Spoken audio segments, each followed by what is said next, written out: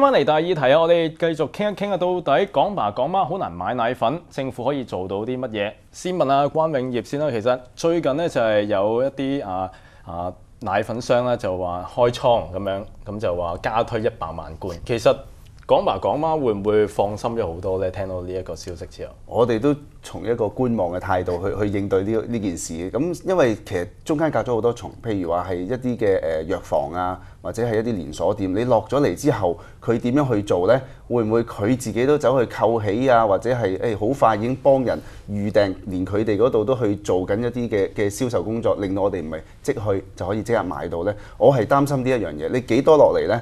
咁呢，即係譬如話有啲水貨客啊，或者係其他人，喂我係揾人去掃，揾人去買，我哋點同佢去爭啊？所以變咗就過往我哋買日本奶粉嘅時候呢，我哋一箱箱買，因為始終我哋工作嘅時間都要翻咁上下，唔會周圍去撲冇嘅先去買㗎嘛。咁但係而家其實買奶粉好難嘅，咁會唔會係即係佢點樣去即係限量去賣俾人？譬如話一個禮拜4罐，或者係一個禮拜1箱，點樣去做呢？其實我哋都係睇緊點樣去安排嚇。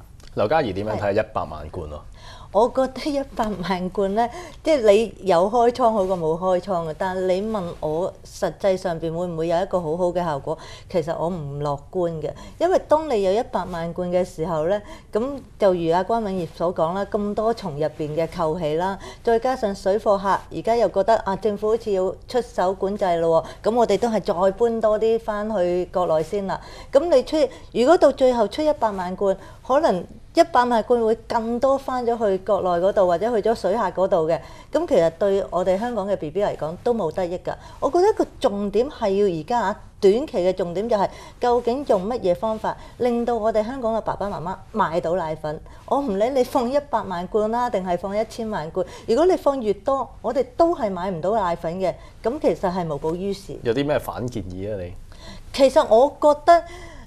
真係攞一個證件去買奶粉呢？雖然政府一路話擾民啊，其實點擾都擾唔過而家佢哋咁慘咯。有一個周圍撲仲擾民，我真係覺得你香港政府覺得用任何措施都係擾民，佢有冇諗過啲爸爸媽媽又要返工又要食又要湊 BB？但係佢哋要周圍撲奶粉嘅時候撲唔到，你不如正正式式話俾佢聽，有乜嘢方法香港嘅爸爸媽媽 BB 一定買到奶粉，佢唔理攞出世紙啊、證件啊、吸印啊，甚至乎你喺醫生嗰度香港醫院出嚟俾張卡佢吸個印，你今個禮拜買咗3罐就吸3罐啦，唔准買多嘅，咁起碼佢好實在係買到。而家唔係100萬罐嘅問題，而家係買唔買到嘅問題。會唔會覺得好麻煩呢？關永業咁樣，其實係嘅嗱，而家有幾隻牌子咧，佢話可以佢有啲訂購熱線啊，或者上網去訂咧，其實係一個好事。起碼中間嗰重，譬如藥房有啲真係不良商人，佢真係去購起一啲俾佢嘅熟客或者俾水客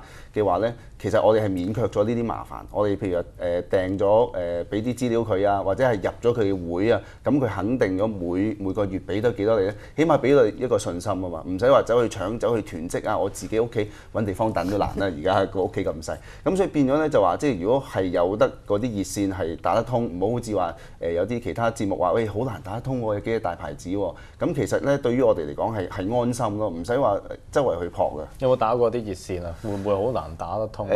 曾經打過但係就即係佢哋嘅回應真係令我哋好失望，即係好似打咗等於冇打。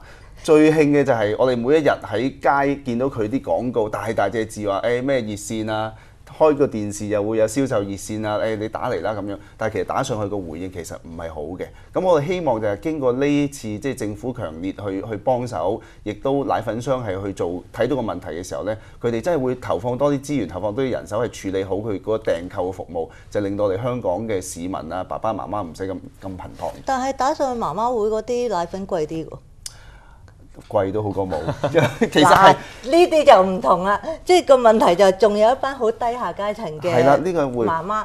其實我哋都有問過佢哋嘅，佢話譬如1罐貴20蚊，我一個禮拜買3罐先啦，咁我已經去咗60蚊啦。佢話60蚊夠我成家人一家4口去食一餐飯，買一餐餸。咁佢話20蚊，即係對低下階層嚟講就係非常之重要。但係個問題，如果要媽媽會你先至可以訂到奶粉，咁係咪低下階層嘅 BB 即係又要備絕食。而家想俾多幾十蚊買一罐都唔得。過去係啦連鎖藥房我都係去平啲嗰啲去買嘅，但係而家連鎖藥房咧都係冇奶粉賣嘅，咁所以你想俾貴幾十蚊都難嘅。我明啊，係啊所以我就而家就係覺得政府唔好將個責任淨係推俾供應商，或者推俾媽媽會，推俾啲熱線。因為你真係仲有一部分嘅人，有部分嘅人我願意俾多啲，若然買到 OK 嘅，可能都舒緩咗個壓力嘅。但可能有一部分嘅人我俾唔起，我又打唔到電話。你知低下階層啊，我做清潔工人，一路打電話一路清潔咩？冇可能噶嘛。咁佢哋又唔可以成日打電話，又唔可以成日去搶奶粉，但係又冇辦法再俾多一啲錢啦。咁佢哋點呢？所以我覺得政府真係要有個措施出嚟，而唔係將責任推俾藥房、推俾供應商、推俾呢個、推俾嗰個。咁我哋香港市民要香港政府做乜？汪明傑點樣睇？假設就係話將奶粉列為呢個儲備貨品、儲備商品咁樣。呢個做法其實幾可笑，亦都係可悲。即係可笑嘅咧，就係話點解一個咁簡單嘅日常嘅食品係會變咗一個即係好似戰略儲備，好似打仗咁樣咧？可悲嘅就係話點解我哋即係中國已經崛起啦，全世界第2大嘅經濟體系咧，係連一個奶粉咧，啲國民佢都冇信心要去第二度，去外國搶咧。其實呢個辦法即係將佢列為一個儲備嘅項目咧，去一個禁制啊或者禁出口咧，其實唔係辦法之中嘅辦法。咁但係長遠嚟講，就係其實我哋就唔想見到係咁樣。但係有冇需要係要咁樣做咧？嗱，因為而家香港咧，即係列為呢個儲備商品咧，淨係得大米嘅啫，即係奶粉啊唔係啦。咁但係如果真係將奶粉都納入埋去，有冇需要咧？因為而家港爸港媽話好難買奶粉喎。唔係，我真係覺得呢個係學你話齋，真係冇辦法之中嘅辦法，因為你跟住落嚟，呢個係水貨客嘅問題，呢個係中國大陸樣樣嘢都冇安全感嘅問題。如果遲啲我哋唔係奶粉啦，其他嘢都俾人搶購一空啊，係咪樣樣都做晒儲備先？就算奶粉你做咗儲備嘅嗰部分嘅時候，咁跟住其他都有好多必須要嘅嘢噶嘛。我會覺得會唔會做晒所有嘅途徑，包括埋真係要佢哋好複雜攞埋出世紙，確保到佢哋買到啦，都唔得嘅時候，先至去諗某啲辦法呢。而家其實有好多㗎，攞出世紙係一個辦法啦。話呢個海關條例啦，咁禁止佢哋出入口又係一個辦法啦。但係政府係咩辦法都未開始做㗎嘛。咁我覺得做儲備嗰個真係一個冇辦法之中嘅辦法嚟嘅。即係如果限制出口嗰時帶奶粉又可唔可行咧？關永業係出入口嗰個。其實就可以係比起而家係有效地去，即係有個叫理由或者法律根據去執法咯。因為而家你出口係冇限制㗎嘛，基本上即係可能內地佢進口就會有啲問題啦。咁但係如果真係到時係有個限制喺度咧，其實係可以係做得好啲嘅。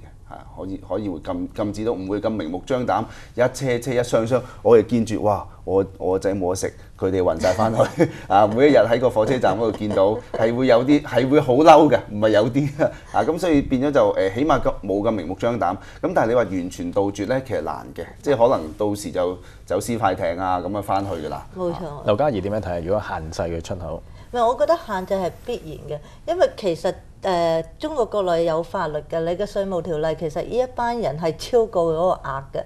咁若然大家可以一箱一箱走翻去，咁你香港中國大陸嘅稅制可以崩潰㗎啦，你所有嘢。但係第一個問題，點解中國大陸唔執法？你若然個法律執好啲嘅時候，你唔需要我哋香港市民去承受晒成個中國大陸嘅一啲問題啦。第二個就係即係永遠都係㗎，跨境嘅一啲法律嘅時候，或者跨境嘅案例係兩邊政府都幫手嘅。但係如果我哋香港政府呢邊把咗關海關，但係因為我哋出口啫嘛，我哋冇問題㗎，唔係一個即係走私真係唔係一個犯法嘅問題。但係佢若然根本就入唔到大陸個關口嘅時候，佢根本就違反咗稅務條例嘅時候，如果大陸政府嚴厲嘅真係捉嘅，我覺得佢哋未必係咁大量會帶入去，咁可能會產生一定嘅效果出嚟嘅。但係而家因為冇執法嘅問題，所以我會覺得喺海關上邊海關條例去執法，或者限定幾多出口、限定幾多入口等等呢啲，我覺得而家應該要係去做啊。咁你跟住先至去諗嗰個儲備糧嗰個問題。關永業點樣睇啊？新民主同盟仲可以做到啲乜嘢咧？即係譬如喺立法會嗰度做，即係點樣可以再督促政府？可能就係香港政府同埋內地政府點樣再處理呢個問題？其實我哋就覺得係水貨客嗰個問題真係要去即係着力去打擊嘅。咁我哋新民主同盟其實同保安局都提議過係取消一簽多行，你至少你去縮窄到一日一行。咁令到啲水貨客唔好咁即係容易可以即係運大量嘅貨物翻去內地。咁另外一方面咧，其實我哋覺得你講得啱，阿劉嘉怡講得啱。內地即係海關啊、邊防嘅部門，其實佢可以去做到嘢，因為曾經喺舊年12月嗰陣時咧，佢哋係有一個即係好嚴厲去打擊咧。上水火車站係幾日咧係冇咗長龍嘅水貨客嘅。咁其實佢哋應該去做嘢，咁咧就令到變咗香港咧就係即係啲人就唔會運啲嘢上去啦。其實係應該係中港方面係大家都分頭去做咧，就可以去減少到呢個問題。咁長遠嚟講就可以即係減少到即係明目張膽地運大量嘅物品翻去大陸。最後咧就係你覺唔覺得就係一日一行咧，即係呢個係一個好好嘅出路係去做咧？我覺得若然今日嘅題目係管制水貨客嘅時候咧，我絕對贊成嘅，即係一日一簽一行嘅啫。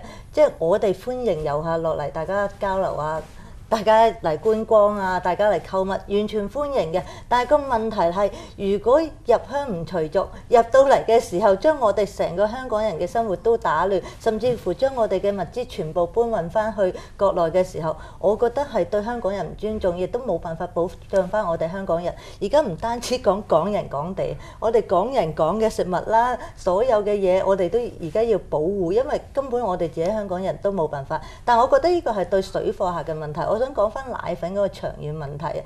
咁首先即係而家最主要短期嘅，唔該政府有一個有效嘅措施，就係爸爸媽媽一定買到奶粉，佢自己諗清楚要點做。第二個長遠嘅問題就係佢口口聲聲話簽咗呢個世衛嗰個條約，唔可以去鼓勵呢個奶粉，要鼓勵母乳，咁就唔該政府將所有嘅措施同埋條例都要配合呢個母乳嘅制度。明白。咁啊，希望咧政府都聽到兩位嘅意見啦，然之後就好好咁樣處理好呢一個問題啦。我哋今日傾到嚟呢一度，日後有機會再傾過。咁到底政府仲有啲乜嘢招數係可以趕住啲水貨客咧，令到港爸港媽可以好容易咁樣買翻奶粉咧？大家拭目以待啦。第二題嘅節目時間差唔多，我係何容生，再會。